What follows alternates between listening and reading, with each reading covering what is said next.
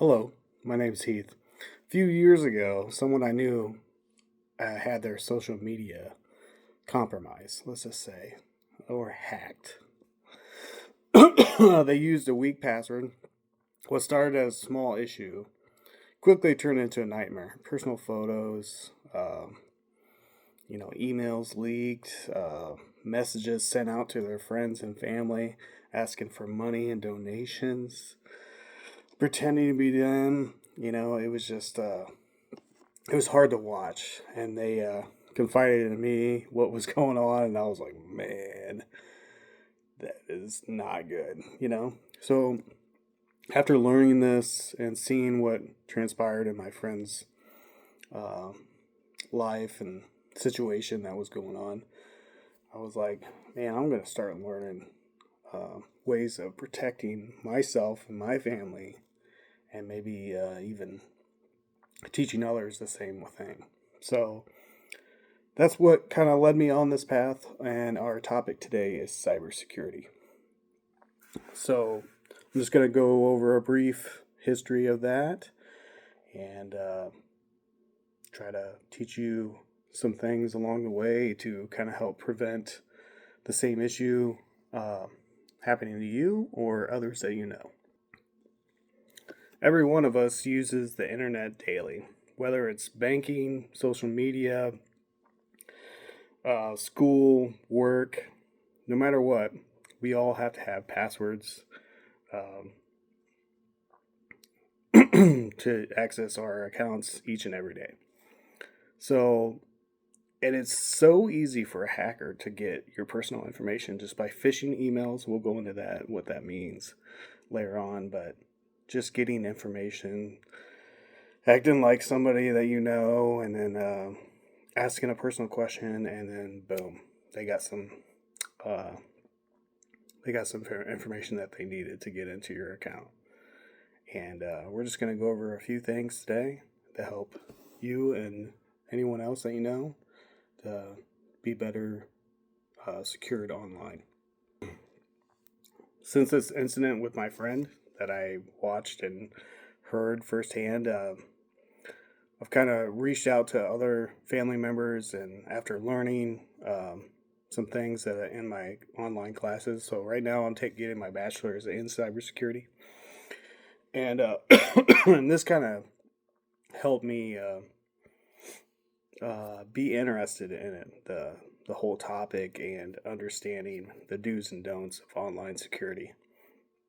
So, some basic things is creating strong passwords.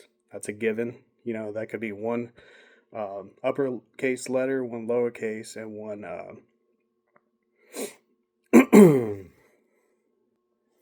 and special character. And creating that is a strong deterrent. But then also doing like two-step verification. Not only can you have a password, but you can also have it's called Okta Verify. I know a lot of our school systems have this, and we can use Okta Verify to have a secondary um, way of securing your access and everything else. So those two things are validly important, especially against a hacker. Not only on your personal emails, your passwords, and stuff like that, but also like your banking information, crypto. Crypto's a big one. So having two-step verification is huge for that. So cybersecurity is the practice of protecting systems, networks, data, and anything else from digital attacks. That's what cybersecurity basically is. Technology has become a big part of everything we do. So, from banking to communication, so you really need to take it seriously because hackers can just by phishing. So, a phishing email is just sending you an email that you normally get from maybe your business or something like that. But then they ask you some personal information that you're like, oh, okay, this is coming from so and so, and they're asking me for my password or um, just something associated with the group that I'm in at work or even at my business.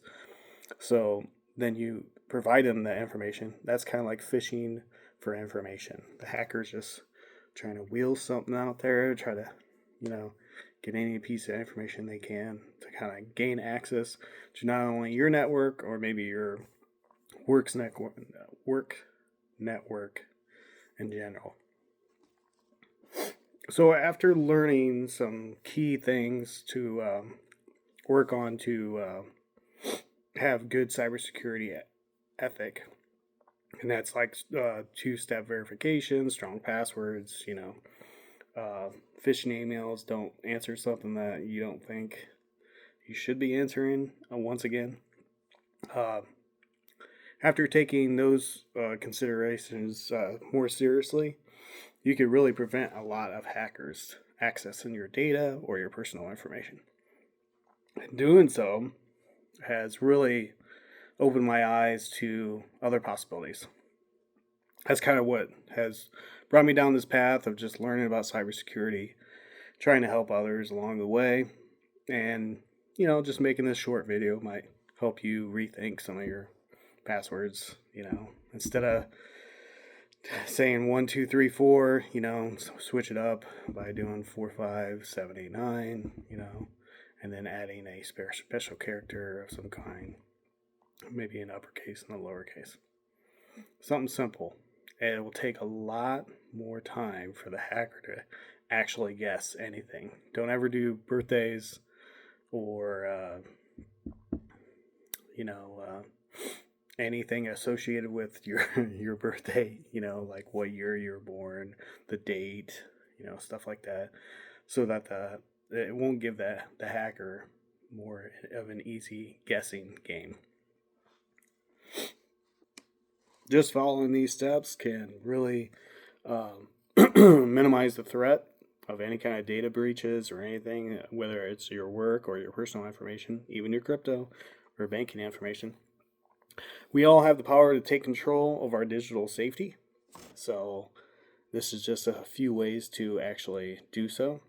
And I will continue to keep learning about cybersecurity and hopefully to get my degree and maybe even go further in the actual field, whether it's working for a small-time agency or even going to possibly the government way in some sort of way. That would be kind of cool. And just these certain ways, just educate yourselves a little bit better. And we can all not leave such a digital footprint so easy for a hacker to access or take advantage of our information or our personal data or even our families. And this can minimize a lot of threats. And, that really concludes everything I have for y'all. So hopefully any little bit of this information can help benefit you guys along the way. And hopefully I can make a bigger statement in the future. All right. Thank you for your time, and you guys have a good time.